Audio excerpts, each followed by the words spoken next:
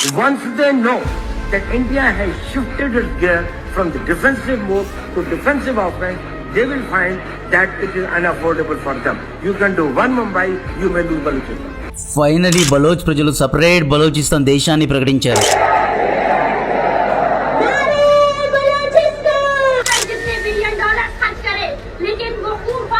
Key leaders of Balochistan have declared their independence from the state of Balochistan freedom fighters Mir Yar Baloch Bharat కు ఒక లేఖ రాసి 3 demands పెట్టారు. 1 బలోచిస్తాన్ దేశాన్ని గుర్తించాలి అని, 2 ఢిల్లీలో బలోచిస్తాన్ ఎంబసీని ఓపెన్ చేయాలి అని, 3 ఒకవేళ రేపు మళ్ళీ పాకిస్తాన్ సైన్యం తమపైన దాడి చేస్తే ఇండియన్ ఆర్మీని రంగంలో దింపాలి అని. ఈయన యునైటెడ్ నేషన్స్ కు కూడా 2 డిమాండ్స్ పెట్టారు. ఆ 2 డిమాండ్స్ లో ఒకటి బలోచ్ ను యుఎన్ లో గుర్తించాలి అని, పాక్ తమ పైన చేస్తున్న ఆగిత్యాన్ని ఆపాలి అని. 2వ డిమాండ్ బలోచిస్తాన్ లోపల యుఎన్ పీస్ కీపింగ్ ఫోర్స్ అంటే ఆర్మీను దింపాలి అని. ఇక్కడ యాక్చువల్లీ ఏం జరిగింది, సడన్ గా వీళ్ళు ఫ్రీడమ్ ను ఎలా ప్రకటించుకున్నారు అంటే దీనికి సమాధానం ఇండియన్ ఆర్మీ పాకిస్తాన్ లో చేసిన ఆపరేషన్ సింధూర్. అయితే బలోచిస్తాన్ ఏర్పడడానికి ఎన్నో ఛాలెంజెస్, ఎన్నో సవాళ్లు ఉన్నాయి. అవేంటో చెప్తా. దానికంటే ముందు దయచేసి సబ్స్క్రైబ్ చేయండి. మన వ్యూవర్స్ లో 60% సబ్స్క్రైబ్ చేయడం లేదు. వన్ సైడ్ లవ్ చేస్తున్నా. కింద ఉన్న సబ్స్క్రైబ్ బటన్ ను ప్రెస్ చేయండి. సింధూర్ ఆపరేషన్ లో ఇండియన్ ఎయిర్ ఫోర్స్ ఎంచుకున్న స్ట్రాటజీ పంజాబ్ ప్రావిన్స్ పైనే దాడి చేయడం. సింధూర్ ఆపరేషన్ లో ఇండియన్ ఆర్మీ కొట్టేదే పాకిస్తాన్ పంజాబ్ ప్రావిన్స్ లో ఉన్న బహవల్పూర్ లో ఉన్న మసూద్ హెడ్ క్వార్టర్స్ లో దాడి చేసింది. ఇదే పంజాబ్ ప్రావిన్స్ లో ఉన్న ముర్దికేలో ఉన్న హఫీజ్ సయీద్ హెడ్ క్వార్టర్స్ పైన దాడి చేశారు. పంజాబ్ ప్రావిన్స్ సెంటర్ పాయింట్ లో దాడి చేశారు. ఇది పాక్ ఆర్మీకు అవుట్ ఆఫ్ సిలబస్. దీన్ని వాళ్ళు అస్సలు ఎక్స్పెక్ట్ చేయలేదు. ఇండియన్ ఆర్మీ దాడి చేసిన 9 ఉగ్రవాద శిబిరాల్లో దాదాపు 5 అనుకుంటా, ఆ 5కు 5 పంజాబ్ ప్రావిన్స్ లోనే ఉన్నాయి. సో ఈసారి పాకిస్తాన్ పీఓకే వద్ద ముఖ్యంగా పంజాబ్ ప్రావిన్స్ లో తమ సైన్య సిబ్బందిని మోహరించింది. సింధూర్ యుద్ధంలో పాక్ సైన్యం బలోచిస్తాన్, ఖైబర్ పఖ్తూన్ఖ్వా, సింధ్ నుండి యుద్ధ ట్యాంకర్స్ ను, యుద్ధ ఆయుధాలను, యుద్ధ ఫైటర్స్ ను అన్నిటినీ పీఓకే అండ్ పంజాబ్ బార్డర్ వద్ద తరలించడం జరిగింది. So Pakistan army Indian borders లో బిజీగా ఉంటే ఈ బలోచ్ సోదరులు ఆపరేషన్ హెయిర్ ఆఫ్ 2.0 ను లాంచ్ చేశారు అన్నమాట. వీళ్ళు 1 కాదు 2 కాదు దాదాపు 78 ఆపరేషన్స్ చేశారు. దాదాపు 58 లొకేషన్స్ లో ఈ ఆపరేషన్స్ ను చేశారు అనమాట. పాకిస్తాన్ పెహల్గామ్ లో దాడి చేయించడానికి గల one of the secret reason, ఈ బలోచ్ ఫైటర్స్ ట్రైన్ హైజాక్ చేసి 200 మంది పాక్ సైనికులను, ఐఎస్ఐ ఏజెంట్స్ ను చంపేశారు.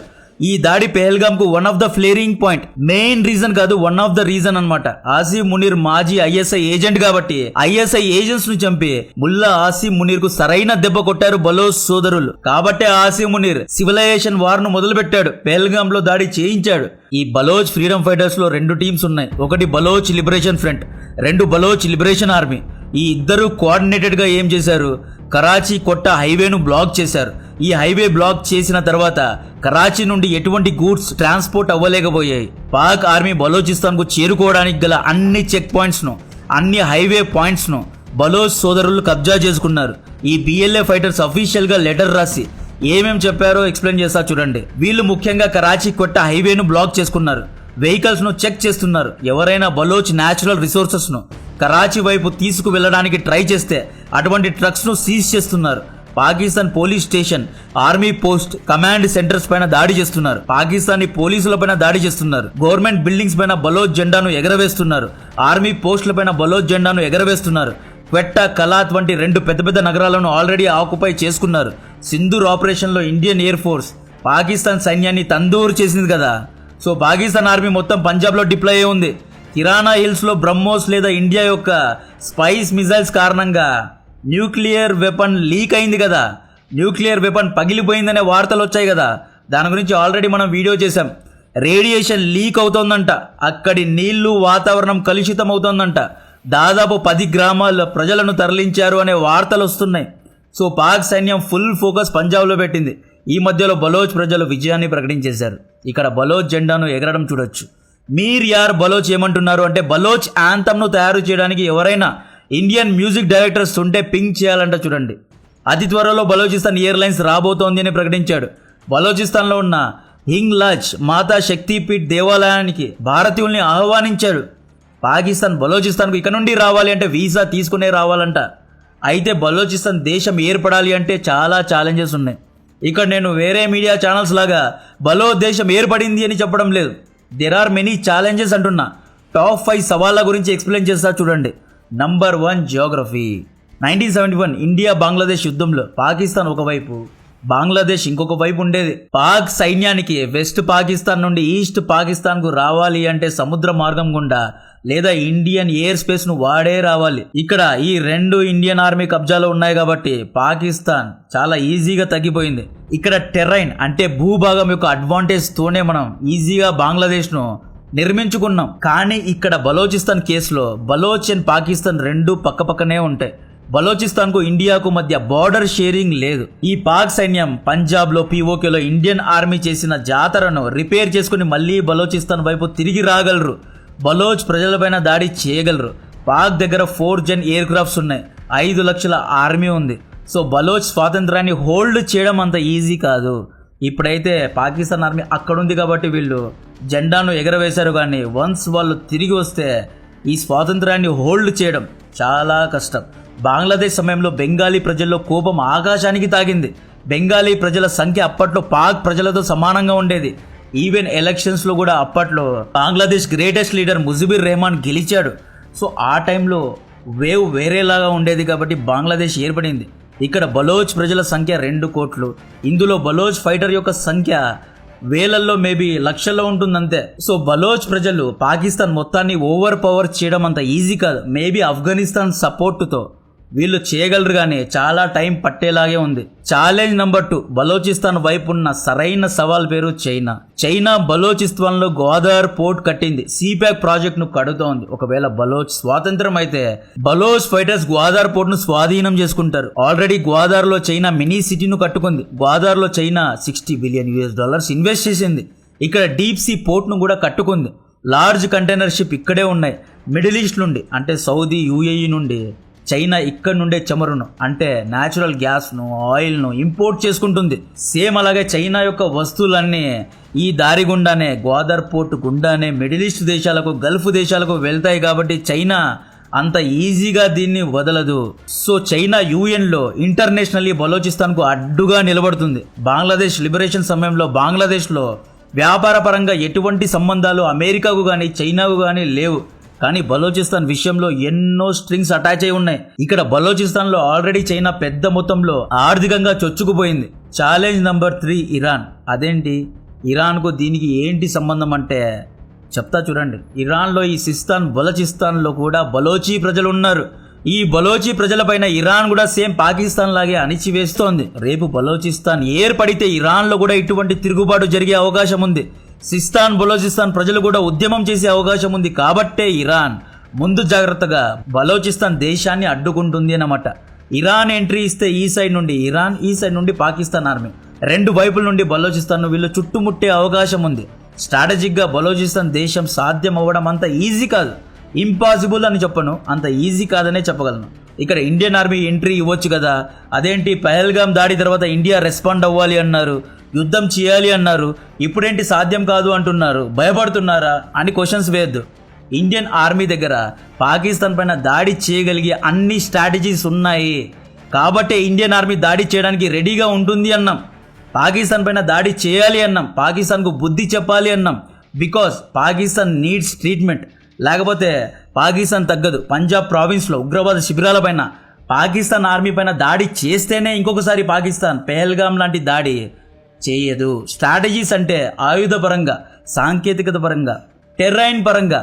టెర్రైన్ అంటే స్ట్రాటజీస్ అంటే ఆయుధ పరంగా. పాకిస్తాన్ దగ్గర ఉన్న ఆయుధాల కంటే ఇండియా దగ్గర అడ్వాన్స్డ్ ఆయుధాలు ఉన్నాయి. S-400, రఫేల్ ఇలాంటి అడ్వాన్స్డ్ ఆయుధాలు ఇండియా దగ్గర ఉన్నాయి. సాంకేతికత సైబర్ వార్ఫేర్ లో, ఇన్ఫర్మేషన్ వార్ఫేర్ లో, ఆర్టిఫిషియల్ ఇంటెలిజెన్స్ లో, ఈవెన్ ఎయిర్ డిఫెన్స్ సిస్టమ్ లో పాకిస్తాన్ కంటే మనం చాలా అడ్వాన్స్డ్ గా ఉన్నాం. టెర్రైన్ పరంగా, భూభాగం పరంగా కూడా మనం పాకిస్తాన్ కంటే పై చేయిలో ఉన్నాం. అదేలాగా అంటారా, అరేబియన్ సీలో మనకు టెర్రైన్ అడ్వాంటేజ్ ఉంది. ఎలా అంటే ఇండియన్ నేవీ యొక్క ఆధిపత్యం ఇండియన్ ఓషన్ లో ఉంది కాబట్టే మనం అరేబియన్ సీలో పాకిస్తాన్ ను చోక్ చేయగలం. ఈ ఫ్యాక్టర్స్ ఉన్నాయి కాబట్టే పాక్ కు బుద్ధి చెప్పాలి అన్నాం. దిస్ ఈస్ నాట్ ఇర్రేషనల్, మూర్ఖత్వం కాదు. కానీ చైనా బలోచిస్తాన్ లో ఆపరేషన్ చేయడం అంత ఈజీ కాదు. చైనా పైన మనం దాడి చేయడం పాకిస్తాన్ అంత ఈజీ కాదు. బలోచిస్తాన్లో ఆపరేషన్స్ చేయడం కూడా అంత ఈజీ కాదు. ఒక తెల్లోడేమన్నాడు అంటే strategic terrain will win the wars అన్నారు. అయితే బలోచిస్తాన్ను లిబరేట్ చేయడానికి ఇండియన్ ఆర్మీ దగ్గర టెరైన్ అడ్వాంటేజ్ లేదు. మనం బలోచిస్తాన్తో బార్డర్ను షేర్ చేయడం లేదు. బలోచిస్తాన్కు వెళ్ళాలి అంటే సముద్ర మార్గం గుండానే వెళ్ళాలి. బలోచ్ ఇష్యూలో ఇండియన్ ఆర్మీ డైరెక్ట్గా దూరితే భారత్ యొక్క ఆర్థిక వ్యవస్థకు మంచిది కాదు. సో ఇండియా ప్రాక్సీ టీంతోనే ఇండైరెక్ట్గా బలోచిస్తాన్ను లిబరేట్ చేయడానికి ట్రై చేస్తుంది. డైరెక్ట్ కన్ఫ్రంటేషన్ సాధ్యం కాదు అంటున్నా. నిజాలు చేదుగా ఉన్న కూల్ మైండ్తో ఆలోచిస్తే అర్థమవుతుంది. అలా అయితే బలోచ్ ప్రజల చెయ్యి వదిలేస్తారా? బలోచ్ ప్రజలను మోసం చేస్తారా అంటే ఇండియన్ ఆర్మీ మోసం చేయదు. బలోచ్కు కావాల్సిన ధనం, సహాయం, ఆయుధ సహాయం అన్నీ చేస్తారు. రాకుమారులు ఆల్రెడీ అక్కడ బలోచిస్తాన్కు సపోర్ట్ చేస్తున్నారు. Indian army, Indian navy direct గా యుద్ధంలో దిగవు అంటున్నా. ఛాలెంజ్ నంబర్ 4, బలోచిస్తాన్లో సరైన ఒక లీడర్ లేడు. లీడర్షిప్ ఇష్యూస్ ఉన్నాయి. బంగ్లాదేశ్ ఇండిపెండెన్స్ సమయంలో షేక్ హసీనా తండ్రి ముజిబుర్ రెహమాన్ వెనక ప్రజలు అతన్ని డెమీ గాడ్ లాగా చూశారు. ముజిబుర్ రెహమాన్ వాక్ చాతుర్యం ఉత్తేజపరిచేలా ఉండేది. ముజిబుర్ రెహమాన్ పర్సనాలిటీ 10 మందిని మాటల్లో మింగేసేలా ఉండేది. ముజిబుర్ రెహమాన్ను చూసి ప్రజలు ఇన్స్పైర్ అయ్యేవారు. కానీ బలోచ్లో డిఫరెంట్ లీడర్స్ ఉన్నారు. ఒకరోజు జెహాంద్ బలోచ్ గారు స్టేట్మెంట్ ఇస్తారు. ఇంకొక రోజు మహరాంగ్ బలోచ్ గారు స్పీచ్ ఇస్తారు. మూడవ రోజు మీర్ యార్ బలోచ్ లెటర్ రాస్తారు. ఇక్కడ కోఆర్డినేషన్ లోపాలున్నాయి. లీడర్షిప్ గ్యాప్ ఉంది. యూనిటీ విషయంలో అనుమానాలు ఉన్నాయి. ఒక లీడర్ కింద అందరూ లేరు. డిఫరెంట్ ఫ్యాక్షన్స్గా ఉన్నారు. ఇది చాలా పెద్ద ఛాలెంజ్. కూల్ మైండ్తో ఆలోచించండి, అర్థమవుతుంది.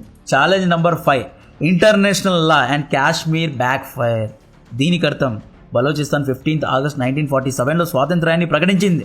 అయితే 1948లో ఖాన్ ఆఫ్ ఖలత్ రాజు పైన జిన్నా అండ్ టీమ్ ఫుల్గా ఒత్తిడి పెట్టారు. ఇన్స్ట్రుమెంటేషన్ ఆఫ్ యాక్సెషన్లో సైన్ చేయించారు. బలవంతంగా సైన్ చేయించారు. కానీ ఈ సైన్ అండ్ ఈ లెటర్ను అప్పటి బలోచ్ నేషనల్ పార్టీ యాక్సెప్ట్ చేయలేదు. మేము బలోచిస్తాన్ను పాకిస్తాన్లో కలపము అని నేషనల్ పార్టీ చెప్పింది. అయితే రాజు సైన్ చేసేశాడు. జిన్నాతో చేతులు కలిపేశాడు. ఒకవేళ ఇంటర్నేషనల్గా ఇండియా వెళ్ళి బలోచిస్తాన్ను గుర్తించిన, బలోచ్ ఎంబసీను ఢిల్లీలో ఓపెన్ చేసిన, ఓపెన్గా బలోచిస్తాన్ కోసం ఇండియన్ ఆర్మీను పంపిన, బలోచిస్తాన్ స్వాతంత్ర్యం కోసం సపోర్ట్ చేసిన, పాకిస్తాన్ ఏమంటుందో తెలుసా? Khan of Kalat instrument of accession letter రాశాడు, మా దేశంలో కలిపేశాడు. ఎలాగైతే కాశ్మీర్ను మహారాజా రంజిత్ సింగ్ కలిపాడో సేమ్ అలాగే ఖాన్ ఆఫ్ ఖలత్ కూడా కలిపేశాడు. మీరు బలోచిస్తాన్ను సపరేట్ దేశంగా చేయాలి అంటే కాశ్మీర్ను కూడా సపరేట్ దేశంగా చేయండి. ఇండియాకి ఎందుకు ఒక రూలు, మాకెందుకు ఒక రూలు? ఇండియా ఇన్స్ట్రుమెంట్ ఆఫ్ యాక్సెషన్ను చూపిస్తోంది, మేము కూడా చూపిస్తున్నాము. కాశ్మీర్ను ఇండియా క్లెయిమ్ చేయడానికి కారణమే ఈ లెటర్ కదా. మా దగ్గర కూడా ఇటువంటి లెటరే ఉంది అని పాకిస్తాన్ అండ్ చైనా ఇంటర్నేషనల్ లెవెల్లో ఇండియా పైన ఒత్తిడి పెట్టే ప్రమాదం ఉంది.